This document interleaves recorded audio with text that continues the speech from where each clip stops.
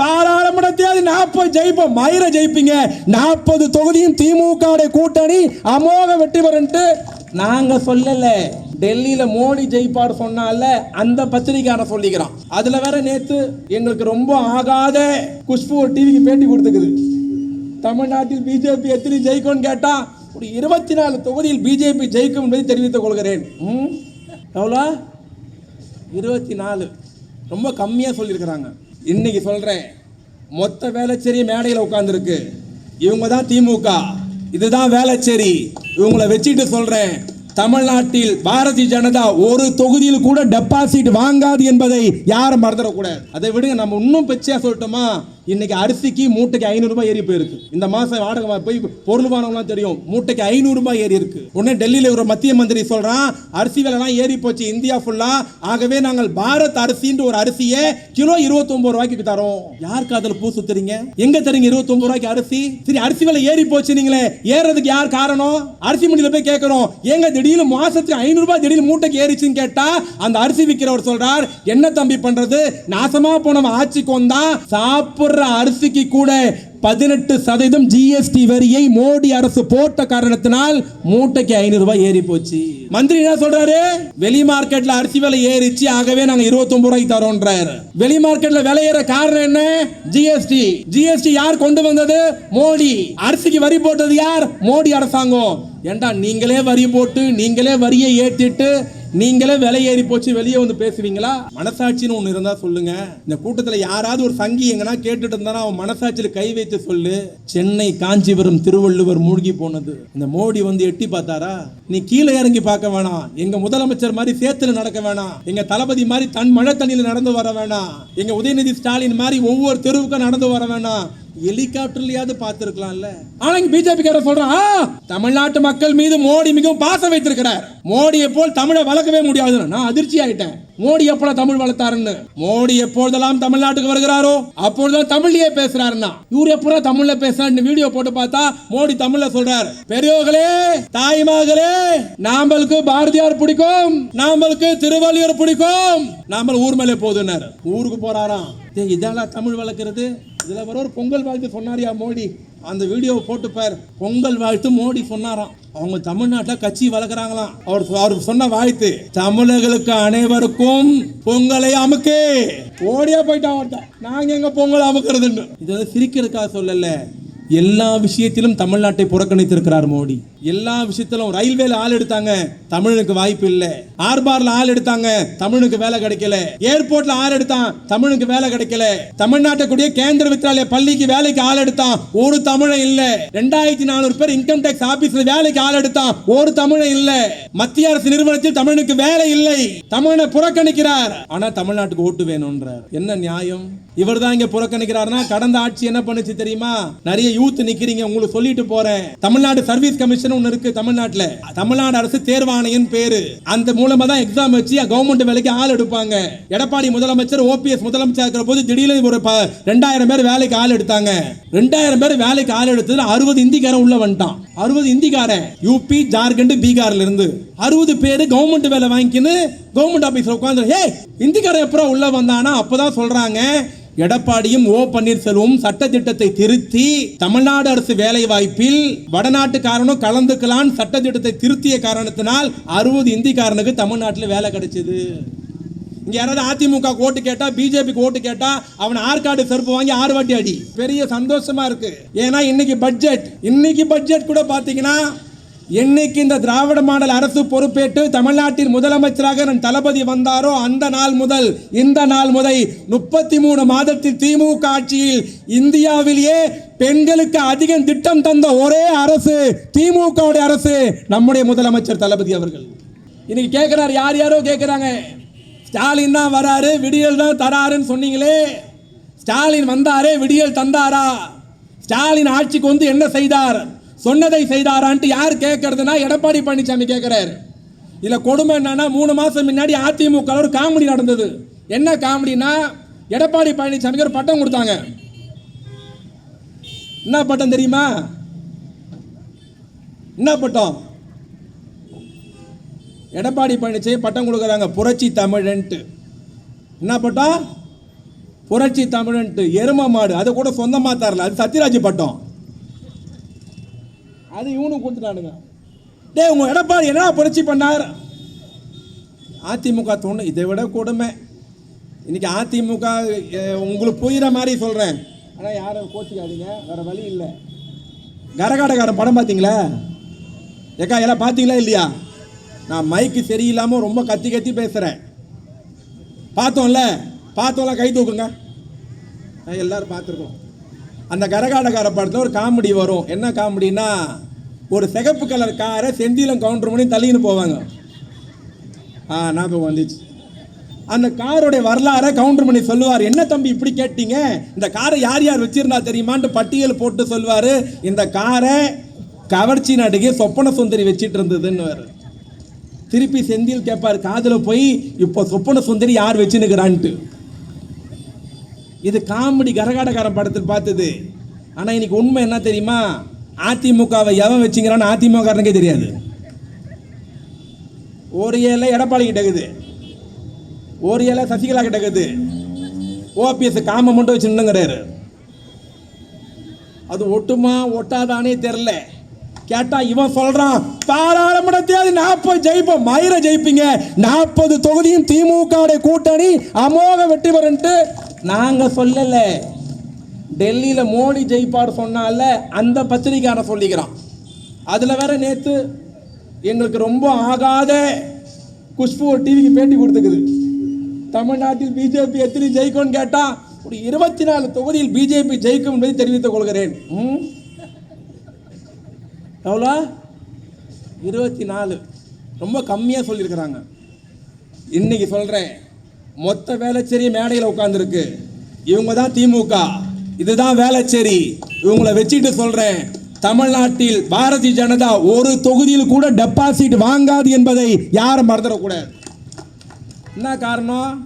மொத்தத்தில் நாங்கள் ஓட்டு போட போகிறோமா? இல்லை, மக்களுக்கு எல்லாமே தெரியும். மக்கள் எல்லாம் கண்கூடா பார்த்துட்டு இருக்கிறாங்க. மக்கள் எல்லாத்தையும் அனுபவிச்சுட்டு இருக்கிறாங்க. 2014 2024 10 வருஷம் இந்தியாவுடைய பிரதமராக மோடி இருக்கிறார். இந்த 10 வருஷத்தில் தமிழ்நாட்டுக்கு அவர் செய்தது என்ன, என்ன கொடுத்திருக்கிறார், என்ன சொன்னார், என்ன செய்திருக்கிறார், எந்த வாக்குறுதி நிறைவேற்றினார் பார்த்தா எந்த வாக்குறுதி நிறைவேற்றல. இதை ஒன்று குறிப்பாக பார்த்தா இது இளைஞரணி மாநாட்டு தீர்மானம் இருக்க கூட்டம். இங்கே இளைஞரில் பல பேர் இருக்கிறாங்க. இங்கே இருக்கிற விநாயகமூர்த்தியோ ஆனந்தனோ இங்கே இருக்கிற எல்லாரும் இளைஞர்லேருந்து வந்தவங்க தான், வரப்போகிறவங்க தான். கூட்டம் போட்டுக்கிற சண்முகராஜ் உள்பட நான் ஒன்று தெரிவித்துக் கொள்கிறேன். திமுக இளைஞரணி 80 ஆரம்பிக்கப்பட்டது. அந்த இளைஞரணி ஆரம்பிக்கப்பட்ட போது வெறும் 5 பேரை வச்சு ஆரம்பிச்சாங்க. வெறும் 5 பேரை வைத்து துவக்கப்பட்ட திமுகவுடைய இளைஞரணியை தன்னுடைய 25 ஆண்டு கால உழைப்பை செலுத்தி 20 லட்சம் பேர் கொண்ட அணியாக மாற்றிய பெருமை நம்முடைய கழக தலைவர் அண்ணன் தளபதியை சாரும். இளைஞரணி அவருக்கு அப்புறம் யார்கிட்ட போனோம், யார்கிட்ட போனா உத்வேகமா இருக்கும், வேகமா இருக்கும், சிறப்பா இருக்கும்னு பார்த்தாங்க. எல்லாரும் சொன்னா கலைஞருக்கு அப்புறம் ஸ்டாலின், ஸ்டாலினுக்கு அப்புறம் யார் வரப்போறா, திமுக அடுத்து யாருன்ட்டு. இன்னும் 50 வருஷம் கருப்பு சோப்பு கொடியை தூக்கி பிடிக்க அண்ணன் உதயநிதி ஸ்டாலினை இன்னைக்கு கொண்டாந்து வந்திருக்கோம். இன்னைக்கு தளபதியை பார்த்தா கூட அவ்வளோ கோவப்பட மாட்டானுங்க. ஆனால் நான் உதயநிதியை பார்த்தா அவ்வளோ கோவப்படுறானுங்க. எரிஞ்செறிஞ்சு விடுறான் சங்கிங்களாம். இல்லை கொடுமை என்ன தெரியுமா? அடுத்து யார் ஆட்சிக்கு வருவாங்க, டெல்லியில் யார் பிரதமராக வருவா, இதுதான் இன்னைக்கு இருக்கிற எல்லாருக்கிட்ட கேள்வி. யார் பிரதமராக வருவார் என்பதை விட, வர வேண்டும் என்பதை விட யார் வரக்கூடாது என்பதை தான் நாம் குறியாக இருக்கணும். இன்னைக்கு அதிமுக கட்டுப்பாட்டில் இல்லை. ஒரு அதிமுக இல்லைன்னா அந்த அம்மா ஜெயலலிதா செத்து போச்சு. நான் இப்போ அந்த அம்மாவை அம்மான்றேன். ஆனால் இதே இடத்துல கூட்டம் போட்டு பல முறை ஜெயலலிதாவை திட்டி இருக்கிறோம். கருத்து வேறுபாடு இல்லை, கொள்கை வேறுபாடு இல்லை. இன்னும் வெளிப்படையாக சொல்லணும்னா இங்கே இவ்வளோ திமுக காரன் இருக்கிறான். எந்த திமுக காரனும் ஜெயலலிதா ஆளக்கூடாதுன்னு நினைச்சுமே தவிர வாழக்கூடாதுன்னு எந்த திமுக காரனும் நினைக்கவே இல்லை. அந்த அம்மா செத்து போச்சு. ஆனால் அந்த அம்மா செத்து போன பிறகு தான் நமக்கு எனக்கு குறிப்பாக எனக்கு ஒரு மரியாதையே வந்தது. நான் ஓப்பனாக சொல்கிறேன். அந்த அம்மா செத்த பிறகு தான் அந்த அம்மா மேல எனக்கு பெரிய மரியாதையே வந்தது. சாதாரண பொம்பளை இல்லை, அயன் லேடி தான், தைரியமான பொம்பளை தான். நானே சொல்கிறேன், திட்டின சைதை சாதிக்கே சொல்கிறேன், ஜெயலலிதா பாராட்டக்கூடியவர், சாதாரண பெண்மணி அல்ல, நல்ல பெண்மணி. ஏங்க திடீர்னு அப்படி சொல்றீங்க திமுக மேல் நின்று யாருன்னா கேட்டீங்கன்னா அதுக்கு விளக்கம் சொல்றேன். ஏன் நல்ல பொம்பளை நல்ல பெண்மணி சாதாரண பெண்மணி இல்லை அந்த அம்மாவை பாராட்டுற ஏன் மதிக்கிறேன்னு சொல்றேன்னா அதிமுகவில் இவ்வளோ எரும மாடை வச்சு இது கட்சி நடத்துது பார்த்தியா, அது சாதாரண விஷயம் இல்லை. அதுவும் டிசைனாக பைத்தியத்தை வச்சு கட்சி நடத்திக்குது. இந்த செல்லூர் ராஜுன்னு ஒரு மந்திரியா 10 வருஷம் மந்திரியா இருந்தவன் முந்தானது சட்டமன்றத்தில் எழுந்து பேசுறான். என்ன கேட்கணும் தெரியுமா? கேளம்பாக்கம் பஸ் ஸ்டாண்டுன்னு கேட்கணும், கேளம்பாக்கம் பஸ் ஸ்டாண்டுன்றான் அவன். அமைச்சர் ஏந்து நாங்கள் அந்த ஊரில் பஸ் ஸ்டாண்டே கட்டலையேன்ட்டார். அவன் திருப்பி அங்கேயே கேட்குறான், இல்லையே நான் பேப்பரில் பார்த்தேனே. எரும மாடு, அது கேளம்பாக்கம் பஸ் ஸ்டாண்டா. உடனே அவன் சொல்கிறாங்க அப்படியே திருத்திக்கங்க. ஒரு படத்தில் சொல்லுவாள் ஏதோ உங்களை நீங்கள் உங்கள் விஷயத்தை போட்டு கொடுங்கன்ட்டு திருத்திக்கங்கன்ட்டான். இவன் ஒரு டிசைனு. இது பரவாயில்ல. இன்னொரு அதிமுக எம்எல்ஏ, நான் மேடையில் பேர் சொல்ல மாட்டேன் அந்த ஆள் பேரை, இன்னொரு அதிமுக எம்எல்ஏ வந்து நம்மளை பார்த்து கேட்குறான், மாண்புமிகு முதலமைச்சர் அவர்களே மதுரையில் எய்ட்ஸ் மருத்துவமனை எப்போ கட்டுவீங்கன்ட்டு. முதலமைச்சர் அதிர்ச்சி ஆகிட்டார். எய்ட்ஸா? எரும மாடு, அது எய்ம்ஸ்ரா. இவன் தலையை சொரிஞ்சு அது எய்ம்ஸோ எப்பங்க கட்டுவீங்கன்னு கேட்குறான். இவன் ஒரு மந்திரி, இப்போ எம்எல்ஏவாக இருக்கிறான். இன்னொருத்தன் கல்வி அமைச்சர் ஒருத்தர் இருந்தான், அவரு பேர் சொல்ல மாட்டேன். போன முறை கல்வி அமைச்சர் பொள்ளாச்சின்னு எழுதுறான்னு புள்ளத்தாச்சின்னு எழுதுனான். அவர் ஒரு கல்வி அமைச்சர். கருப்பண்ணன் ஒரு மந்திரி, ஈரோடுக்காரு. பவானி சாகர் டேம் அங்கே தான் இருக்கு. நாங்கள் யார் யாருக்குள்ள மாரடிச்சுக்கிறோன்னு சொல்கிறோம் பாரு. அந்த எதுக்கு தெரியுமா? ஒரு மந்திரி சுற்றுச்சூழலுக்கு மந்திரி. அந்த சுற்றுச்சூழல் மந்திரி ஈரோடுக்கு வராரு. அவர் சுற்றுச்சூழல் மந்திரி. அவர் மாவட்டத்தில் டேம் இருக்கு. என்ன டேம்? பவானி சாகர் டேம். பத்திரிகையாளர் போய் கேட்குறான், ஐயா நீ சுற்றுச்சூழலுக்கு மந்திரியா இருக்கிற, பவானி சாகர் டேம்ல நுரையா தள்ளுதே, என்ன காரணம்னு கேட்குறான். என்ன கேட்குறான்? பவானி சாகர் டேம்ல நுரையா தள்ளுதே, என்ன காரணம்? நுரையா பொங்கி பொங்கி வருதுங்கன்ட்டு. ஒரு சுற்றுச்சூழல் மந்திரி என்ன சொல்லியிருக்கணும்? அப்படியா, அதிகாரி கூப்பிட்டு கேட்குறேன், ஆய்வு பண்ணுறேன், விசாரிக்கிறேன்னு சொல்லியிருக்கணும். கருப்பன் என்ற மந்திரி என்ன சொன்னார் தெரியுமா? ஈரோடு மக்கள்லாம் ஷாம்பு போட்டு குளிக்கிறாங்க, ஆகவே நுரையாக தள்ளுகிறது என்று தெரிவித்துக் கொள்கிறேன்னா. பத்திரிக்கையெல்லாம் மைக்கை போட்டு ஓட்டான். இது ஏன் சொல்கிறேன்னா, இவ்வளவு பைத்தியக்காரன் அந்த கட்சியில் இருந்தான். இவ்வளவு பைத்தியக்காரனை சமாளித்து ஜெயலலிதா 4 முறை ஆட்சிக்கு வந்திருக்குன்னா இப்பொழுது சொல்கிறேன், உள்ளபடியே ஜெயலலிதா பாராட்டக்கூடியவர் தான். இன்னைக்கு அதிமுக, இதில் வேற அதிமுக பிஜேபி ஒன்றா இருந்தாங்க. ஏதோ என்ன காரணம்னு தெரியல, குட்டு வெளியே வந்துடும். இன்னைக்கு அதிமுக பிஜேபி கூட்டணி உடைந்து விட்டது. எடப்பாடி சொல்றார், பார்த்தீர்களா நான் பிஜேபி விட்டு வெளியே வந்து விட்டேன். சிறுபான்மை மக்களே, முஸ்லீம்களே எனக்கு ஓட்டு போடுங்க. யார் கேட்கறது? எடப்பாடி பழனிசாமி. எதுக்கு ஓட்டு போடணும்? நீங்க பிஜேபி விட்டு வெளியே வந்துட்டோம், பிஜேபி கூட்டணியை முடிச்சிட்டோன்ட்டு நான் எடப்பாடி கேட்கிறேன். இதே எடப்பாடி தான் மோடி காலை நக்கி பிழப்பு நடத்தி சிஏஏ சட்டத்தை, என்ஆர்சி சட்டத்தை, முத்தலக் தடை சட்டத்தை, காஷ்மீர் 370 இஸ்லாமிய பெருமக்களுக்கு எதிராக டெல்லியிலே மோடிக்கு ஆதரவாக ஓட்டு போட்டவர் தான் எடப்பாடி பழனிசாமி. இன்னைக்கு அவர் சொல்றார், நான் பிஜேபி கூட்டணியை முடித்து விட்டேன், ஆகவே தமிழ்நாட்டு இஸ்லாமிய பெருமக்களுக்கு ஓட்டு போடணும்ட்டு. எடப்பாடி அவர்களே, இன்னைக்கு சொல்ற எழுதி வச்சுக்கோ. தமிழ்நாட்டு முஸ்லீமுக்கு ஓட்டு போடணும்னு கேட்குறீங்களா? நீ ஜுப்பா போட்டாலும் சரி, லுங்கி கட்டினாலும் சரி, தலையில தொப்பி போட்டாலும் சரி, கஞ்சி குடிச்சாலும் சரி, சுண்ணத்தே பண்ணா கூட தமிழ்நாட்டு முஸ்லீமுக்கு ஓட்டு போட மாட்டான். நீ மறந்துடக்கூடாது. யார்கிட்ட காது குத்துற? எல்லா வேலையும் பண்ணிட்டு இஸ்லாமிய தலையில மண்ணள்ளி போட்டு அவனை சமாதி ஆக்கிட்டு இப்போ வந்து நாங்கள் பிஜேபியோடு கூட்டணியை முடித்து கொண்டும் ஓட்டு போடுங்கன்னு சொன்னா தமிழ்நாட்டு இஸ்லாமிய பெருமக்கள் கேனையா? காதில் பூ சுத்திருக்கானா? மோடி எடப்பாடியை விட்டு வந்து 4 மாசம் ஆச்சுன்றார். நான் பணிவோடு கேட்கிறேன், இந்த 4 மாசத்துல ஒரு முறையாவது நரேந்திர மோடியை கண்டித்து எடப்பாடி பேசினாரா? ஒரு முறையாவது அமித்ஷாவை கண்டித்து அறிக்கை விட்டாரா? ஒரு முறையாவது பாஜகவை கண்டித்து பேசியிருப்பாரா? எடப்பாடி பம்புகிறார். எடப்பாடி என்பது அதிமுக பி டீம். எடப்பாடி இன்னைக்கு அரசியல் சுயலாபத்திற்காக, மக்களை ஏமாற்றுவதற்காக இன்னைக்கு நான் பிஜேபி விட்டு வெளியே வந்துட்டேன்னு சொல்றாரு. நீ பிஜேபியோடு இருந்தாலும் சரி, பிஜேபி விட்டு வெளியே வந்தாலும் சரி, வருகிற நாடாளுமன்ற தேர்தலில் அண்ணா அறிவாலயத்தில் உட்கார்ந்து கொண்டு கழக தலைவர் யாரை கை காட்டுகிறாரோ அவர்தான் இந்தியாவின் அடுத்த பிரதமர். நீங்க மறந்துடக்கூடாது. ஏன் அடுத்த பிரதமர்ன்றோம்? ஏன் இப்ப இருக்கிற பிரதமருக்கு என்ன குறைச்சல்? இப்ப இருக்கிற பிரதமர் யாரு அக்கா? நீங்க சொல்லுங்க, இப்ப இருக்கிற பிரதமர் பேர் என்ன? இப்ப இருக்கிற பிரதமர் பேர் என்ன? நீங்க அக்கா சொன்னாதான் நான் விடுவேன். கயல் நாடகத்தில் அந்த லவ் பண்ற பையன் பேரை கரெக்டா சொல்றீங்க. யார் பிரதமர் பேர் என்ன? பேர் தமிழ்நாட்டு ஜனங்க அந்த பேரை சொல்லவே வெக்கப்படுது. அவர் எங்க தமிழ்நாட்டில் போய் ஜெயிக்கிறது? இப்ப இருக்கிற பிரதமர் பேரு நரேந்திர மோடி. என்ன பேரு? நரேந்திர மோடி. ரொம்ப நல்ல மனுஷன், சும்மா சொல்லக்கூடாது. நம்மளை பிச்சை எடுக்காத குறை கொண்டு வந்துட்டாரு.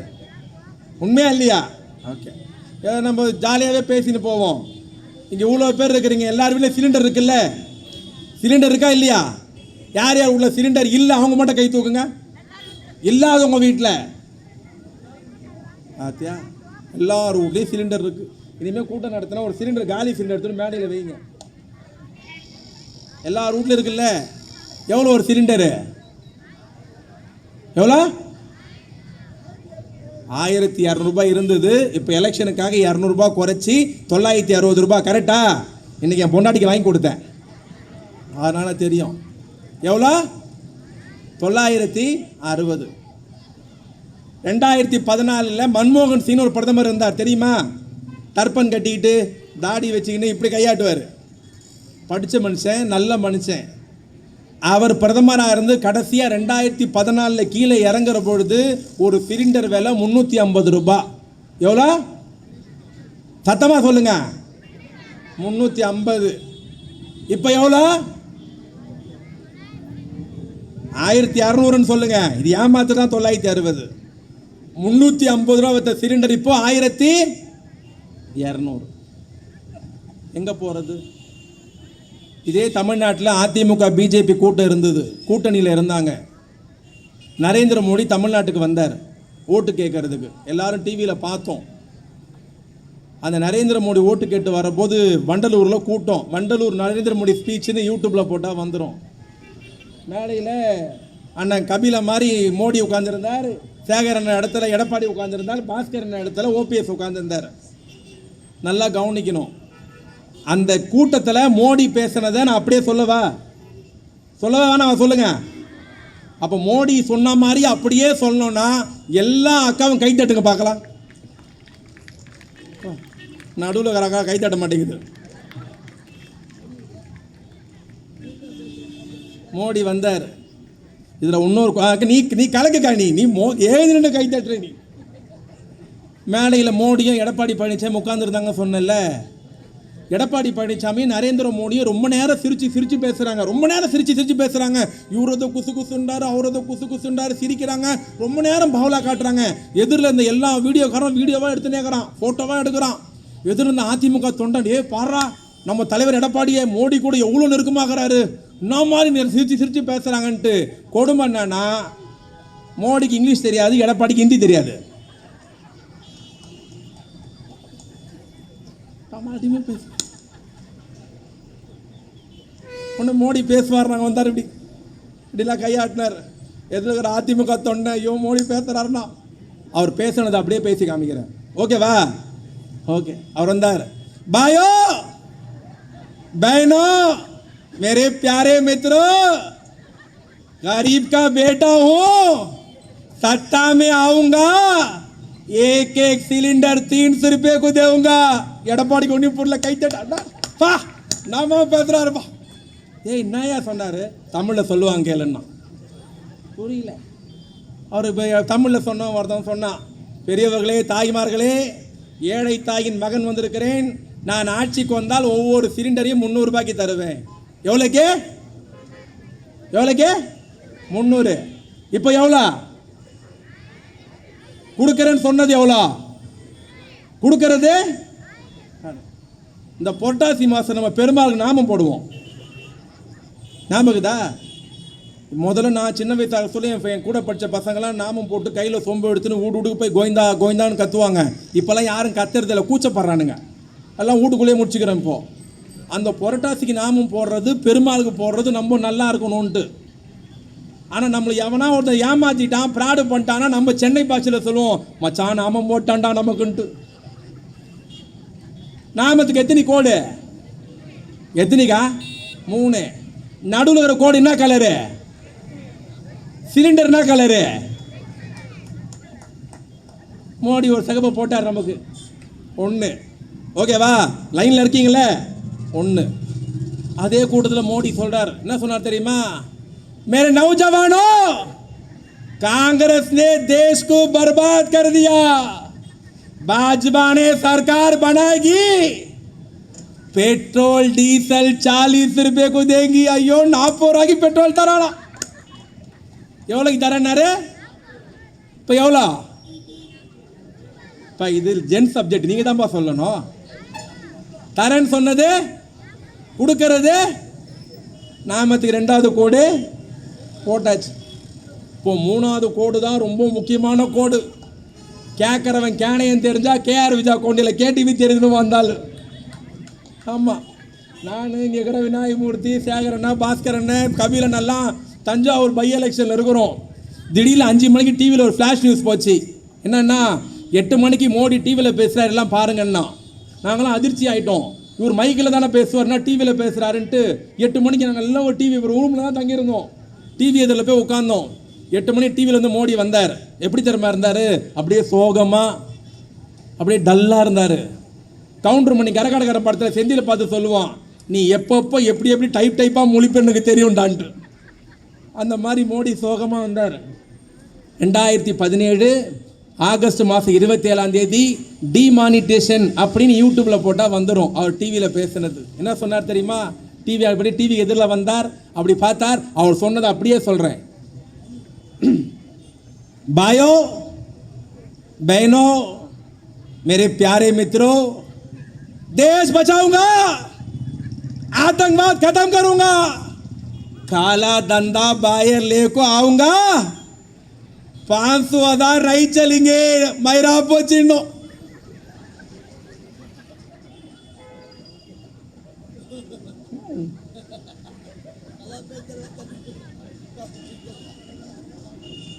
நாட்டை காப்பாற்றணும், கருப்பு பணத்தை ஒழிக்கணும், விவசாயம் செழிக்கணும், தீவிரவாதத்தை ஒழிக்கணும்.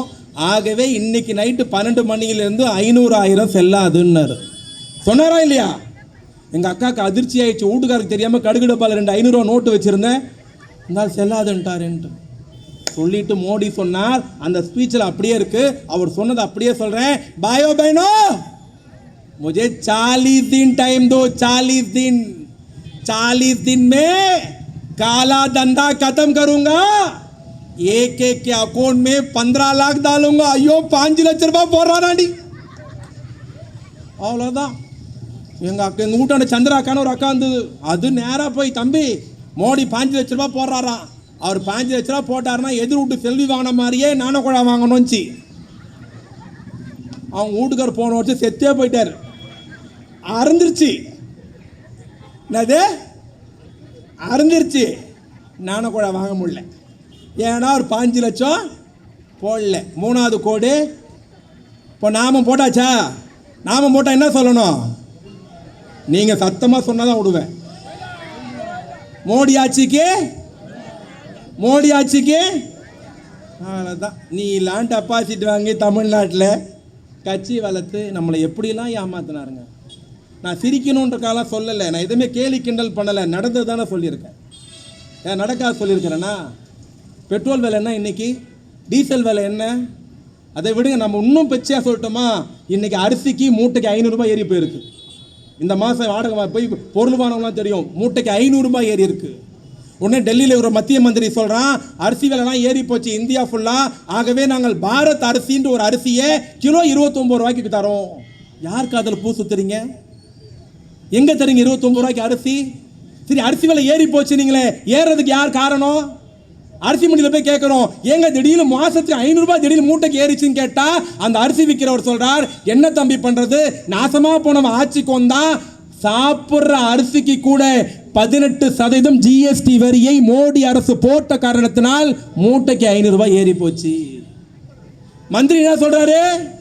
வெளி மார்க்கெட்ல அரிசி விலை ஏறிச்சு, ஆகவே நாங்க 29 ரூபாய்க்கு தரோன்றாரு. வெளி மார்க்கெட்ல விலை ஏற காரணம் என்ன? ஜிஎஸ்டி. ஜிஎஸ்டி யார் கொண்டு வந்தது? மோடி. அரிசிக்கு வரி போட்டது யார்? மோடி அரசாங்கம். ஏண்டா நீங்களே வரி போட்டு, நீங்களே வரியை ஏற்றிட்டு, நீங்களே விலை ஏறி போச்சு வெளியே வந்து பேசுவீங்களா? இன்னைக்கு எதுக்கு ஜிஎஸ்டி போடல? இவ்வளோ தாய்மார் உட்கார்ந்துருக்கிறீங்க. உங்க வீட்டு பிள்ளையா, தம்பியா இருப்பேன், அண்ணனா இருப்பேன், இல்லை உங்க வீட்டு பிள்ளையா இருப்பேன். ஒன்றை மறந்துடாதீங்க, இந்த அரசாங்கம் எவ்வளவு கேவலமான மோடி அரசாங்கம் தெரியுமா? எல்லார் வீட்லையும் பொம்பளை புள்ள இருக்கு, இருக்க தங்கச்சி இருக்கிறா, எல்லாரும் வாங்கி தரதான். நம்ம வீட்டில் பொம்பளை பிள்ளைங்க மாசமானா 3 நாள் தூரமாக இருப்பாங்க. கேட்ட பீரியடுன்னுவாங்க. மாதவிலக்கு தள்ளி போச்சு, தள்ளி இருக்கிறாங்க, வீட்டில் உட்காந்தாங்க. அந்த மாதவிலக்குக்கு பீரியடுக்கு மெடிக்கல் ஷாப்பில் போய் பேடு வாங்குவாங்க. இது சயின்ஸு, இது இயற்கை. யார் வேணாலும் பேசலாம், தப்பு கிடையாது. இது ஒரு தங்கச்சிக்கு அண்ணன் வாங்கி தரணும், பொண்டாட்டிக்கு புருஷன் வாங்கி தரணும், பொண்ணுக்கு அப்பா வாங்கி தரணும். இது பெரிய தேச தருவம் கிடையாது. அந்த பேடு மன்மோகன் சிங் ஆட்சியில் 18 ரூபாய். பெண்கள் மாதம் பயன்படுத்துகிற அத்தியாவசிய பொருளாக இருக்கிற அந்த பேடு, பீரியடுக்கு வாங்குற பேடு மன்மோகன் சிங் ஆட்சியில் 18 ரூபாய், 22 ரூபாய், 24 ரூபாய் இதுதான் இருந்தது.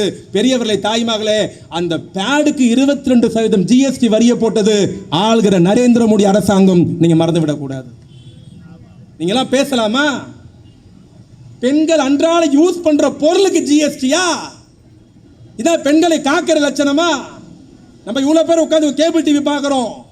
மன்மோகன் சிங் பிரதமராக இருக்கிற போது கேபிள் டிவி மாதம் 75 ரூபாய். இன்னைக்கு எவ்வளோ?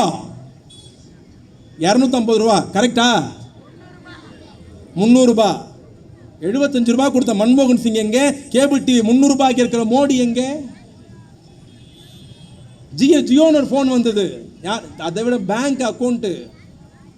மன்மோகன் சிங் பிரதமராக இருக்கிற பொழுது நீங்கள் இந்தியன் பேங்க்கில், ஐஓபி பேங்க்கில், ஸ்டேட் பேங்க்கில் போய் அக்கௌண்ட் ஆரம்பிக்கணும்னா 500 ரூபாய் கொடுத்து ஆரம்பித்தா அந்த 500 ரூபாய் எடுத்துன்னு வந்துடலாம். ஆனால் இன்றைக்கி போய் அக்கௌண்ட் ஆரம்பிக்கணும் எவ்வளோ வேணும்? 2000 ரூபாய் வேணும். 2000 ரூபாய் கொடுத்து நீ அக்கௌண்ட் ஆரம்பிச்சினாலும் அந்த 2000 ரூபாய் எடுத்துன்னு வரக்கூடாது. அந்த 2000 ரூபாய் மினிமம் பேலன்ஸாக அப்படியே இருக்கணும். குடும்பம் தெரியுமா? நாங்கள் ஆட்சிக்கு வந்தால் மாதம் 1000 ரூபாய் ரேஷன் கார்டுக்கு தரணும். ஒரு வருஷம் கொடுக்கல. நாங்கள் ஒரு வருஷம் கொடுக்கலன்னு எங்களுக்கு இருக்கிற எல்லா தாய்மாரும் எங்களை விடவே இல்லை. சாவுக்கு போனாலும், கல்யாணத்துக்கு போனாலும், இலை வீட்டுக்கு போனாலும், காது குத்த போனாலும் எங்கள் மக்கள் கேட்டது எப்போ தருவீங்க, எப்போ தருவீங்க, எப்போ தருவீங்க, இதுதான் கேட்டிருந்தாங்க. ஆனால் கடந்த செப்டம்பர் மாதம் 15ஆம் தேதி தேர்தல் வாக்குறுதி நிறைவேற்றி தமிழ்நாட்டில் 1,06,00,000 குடும்பத்திற்கு மாதம் 1000 ரூபாய் உதவித்தொகையை நம்முடைய தமிழ்நாட்டு முதலமைச்சர் அறிவித்தார்.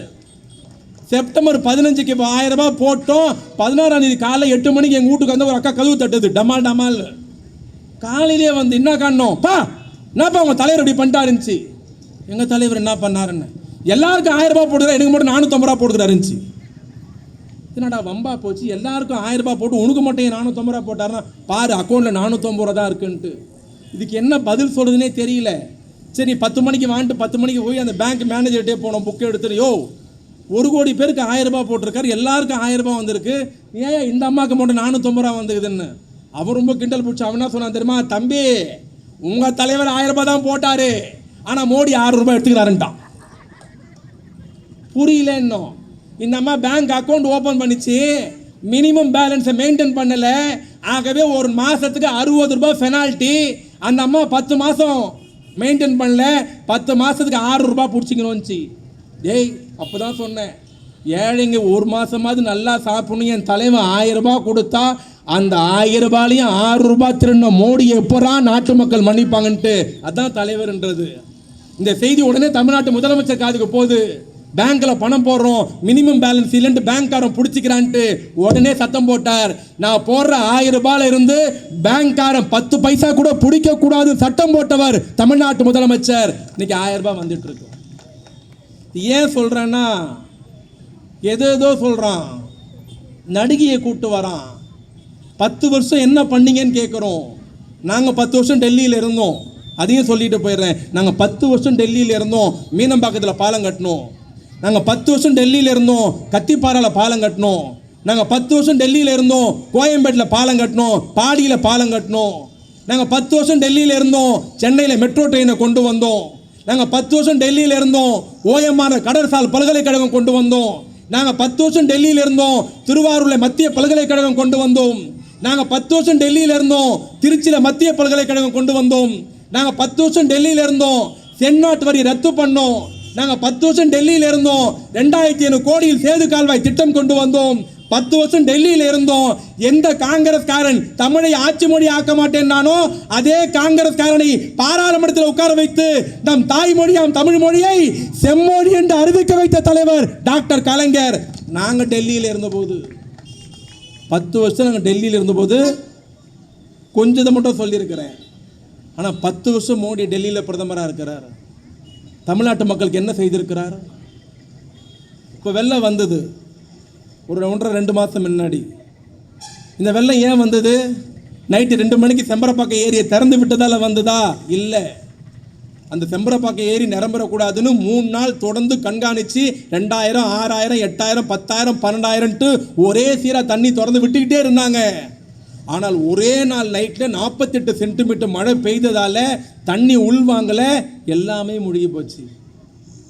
பெரியவர்களே, தாய்மார்களே, மனசாட்சின்னு ஒன்று இருந்தால் சொல்லுங்க. இந்த கூட்டத்தில் யாராவது ஒரு சங்கி எங்கன்னா கேட்டுட்டு இருந்தானா அவன் மனசாட்சியில் கை வைத்து சொல்லு. சென்னை, காஞ்சிபுரம், திருவள்ளுவர் மூழ்கி போனது. இந்த மோடி வந்து எட்டி பார்த்தாரா? நீ கீழே இறங்கி பார்க்க வேணாம், எங்கள் முதலமைச்சர் மாதிரி சேத்துல நடக்க வேணாம், எங்கள் தளபதி மாதிரி மழை தண்ணியில் நடந்து வர வேணாம், எங்கள் உதயநிதி ஸ்டாலின் மாதிரி ஒவ்வொரு தெருவுக்கும் நடந்து வர வேணாம், ஹெலிகாப்டர்லையாவது பார்த்துருக்கலாம்ல. வெள்ளத்தால் பாதிக்கப்பட்ட சென்னை மாநகர மக்களை பார்க்க நேரமில்லாத மோடி குஷ்பு மாமியாரை போய் பார்க்கிறாரு. என்னங்க நியாயம் அது? முதலமைச்சர் லெட்டர் எழுதுறாரு, சென்னை, காஞ்சிபுரம், திருவள்ளூர் பாதிக்கப்பட்டிருக்கிறது, வெள்ளத்தில் மூழ்கி இருக்கிறோம், ஒண்ணுமே பண்ண முடியல, எங்களுக்கு ஹெல்ப் பண்ணுங்கன்னு கேட்கிறார். கேட்டது தமிழ்நாட்டு முதலமைச்சர். லெட்டருக்கு பதில் வரல. உடனே நேரம் அவரே போறார் டெல்லிக்கு. மோடியை பார்க்கிறார். பாதிக்கப்பட்டிருக்கிறங்க, சென்னை, திருவள்ளூர், காஞ்சிபுரம் பாதிக்கப்பட்டிருக்கு, திருநெல்வேலி, தென்காசி, கன்னியாகுமரி பாதிக்கப்பட்டிருக்கு, இந்த மழையை நான் எதிர்பார்க்கல, மக்கள் கஷ்டப்படுறாங்க, ஏதாவது நிதி கொடுங்கன்னா. போயிட்டு வாங்க பார்க்கறேன்னார், கொடுக்கல. நீங்க ஓட்டு போட்டு தேர்ந்தெடுத்த தமிழச்சி தங்கபாண்டி எம்பி 40 தமிழ்நாட்டு எம்பிங்க டெல்லி பார்லிமெண்ட்ல கருப்பு கொடியை கையில பிடிச்சிக்கிட்டு மோடி தமிழ்நாட்டுக்கு பணம் கொடுன்னு கோஷம் போட்டாங்க, அப்பையும் கொடுக்கல. சரி, மோடி பணம் கொடுக்கலன்னு தமிழ்நாட்டு முதலமைச்சர் விட்டாரா? மோடி தரல, மத்திய சர்க்கார் தரல, கைவிட்டாரா? இல்லை. மோடி கைவிட்டாலும் இந்த ஸ்டாலின் கைவிட மாட்டேன் என்று ஒவ்வொரு ரேஷன் கார்டுக்கும் 6000 தந்த முதலமைச்சர் தமிழ்நாட்டு முதலமைச்சர் அண்ணன் தளபதி. யோசிச்சு பாருங்க. குஜராத்துக்கு வெள்ளம்னா அள்ளி அள்ளி கொடுக்குறீங்க, உத்தரப்பிரதேசத்துக்கு வெள்ளம்னா அள்ளி அள்ளி கொடுக்குறீங்க, பீகாரில் வெள்ளம்னா அள்ளி அள்ளி கொடுக்குறீங்க. ஆனால் தமிழ்நாட்டில் வெள்ளம் மிக கடுமையாக பாதிக்கப்பட்டது. வேளச்சேரி தொகுதி, சைதாப்பேட்டை தொகுதி, விருகம்பாக்கம் தொகுதி, சென்னை பாதிக்கப்பட்டது, திருவள்ளூர், காஞ்சிபுரம் பாதிக்கப்பட்டது. ஒரு நயா பைசா மோடி கொடுத்துருக்க வேண்டாமா? ஒரு ஹெல்ப் பண்ணிருக்க வேண்டாமா? ஹெலிகாப்டரை சுத்தி பார்க்க வேண்டாமா? முதலமைச்சருக்கு என்ன தேவைன்னு டெல்லியிலிருந்து கேட்டிருக்க வேண்டாமா? ஆனா இங்க பிஜேபிக்கார சொல்றான், தமிழ்நாட்டு மக்கள் மீது மோடி மிகவும் பாசம் வைத்திருக்கிறார், மோடியை போல் தமிழை வளர்க்கவே முடியாது. நான் அதிர்ச்சி ஆயிட்டேன். மோடி எப்போ தமிழ் வளர்த்தாருன்னு. மோடி எப்பொழுதெல்லாம் தமிழ்நாட்டுக்கு வருகிறாரோ அப்பொழுதுதான் தமிழ்லயே பேசுறாருன்னா, இவர் எப்போ தமிழ்ல பேசுறாரு வீடியோ போட்டு பார்த்தா மோடி தமிழ்ல சொல்றாரு. பெரியோர்களே, தாய்மார்களே, நாமளுக்கு பாரதியார் பிடிக்கும், நாமளுக்கு திருவள்ளுவர் பிடிக்கும், நாம ஊர் மேலே போதுன்னாரு. ஊருக்கு போறாராம். இதெல்லாம் தமிழ் வளர்க்கிறது? இதில் வர ஒரு பொங்கல் வாழ்த்து சொன்னாரியா மோடி, அந்த வீடியோவை போட்டுப்பார். பொங்கல் வாழ்த்து மோடி சொன்னாராம். அவங்க தமிழ்நாட்டில் கட்சி வளர்க்குறாங்களாம். அவர் சொன்ன வாழ்த்து, தமிழர்களுக்கு அனைவருக்கும் பொங்கலை அமுக்கு. ஓடியா போயிட்டான் ஒருத்தன், நாங்கள் எங்கே பொங்கல் அமுக்கிறதுன்னு. இது அவர் சொன்ன தமிழ் வளர்க்குறேன். இதில் பேர் பிஜேபிக்காரர் சொல்கிறான், மோடி தான் தமிழை வளர்க்கிறார், தமிழை காப்பாற்றுகிறார், ஆகவே தமிழர்கள்லாம் எங்களோடு வர வேண்டும். நம்ம ஊருக்கு போவோம், இந்த பக்கம் தமிழ் ஊர் இந்த மரக்காணம் தாண்டி போனோன்னா ஊர் சென்னையிலேருந்து வந்திருக்கிறோன்ட்டு அங்கே இருக்கிற என்ன பண்ணுவாங்க, கிராமத்தில் இருக்கிறவங்களாம் பாசமாக இருப்பாங்க.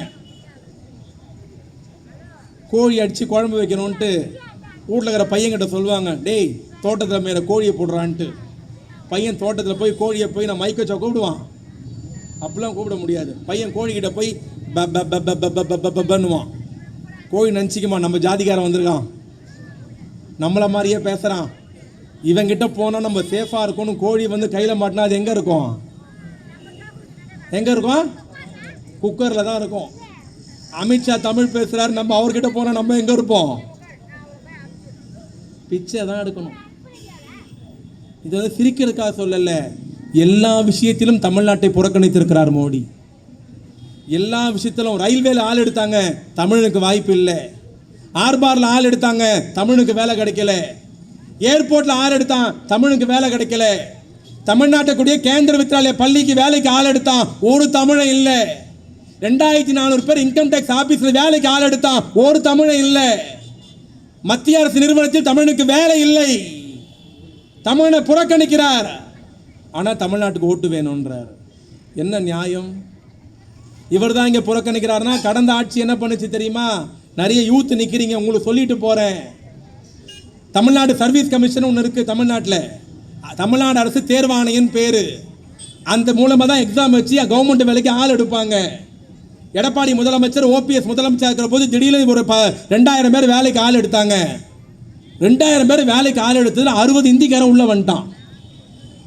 60 இந்திக்காரன் யூபி, ஜார்க்கண்ட், பீகார்ல இருந்து 60 பேர் கவர்மெண்ட் வேலை வாங்கிக்கின்னு கவர்மெண்ட் ஆஃபீஸில் உட்காந்து, ஹே இந்திக்காரன் எப்பறம் உள்ள வந்தானா? அப்போதான் சொல்றாங்க, எடப்பாடியும் ஓ பன்னீர்செல்வம் சட்டத்திட்டத்தை திருத்தி தமிழ்நாடு அரசு வேலை வாய்ப்பில் வடநாட்டுக்காரனும் கலந்துக்கலான் சட்டத்திட்டத்தை திருத்திய காரணத்தினால் 60 இந்திக்காரனுக்கு தமிழ்நாட்டில் வேலை கிடைச்சது.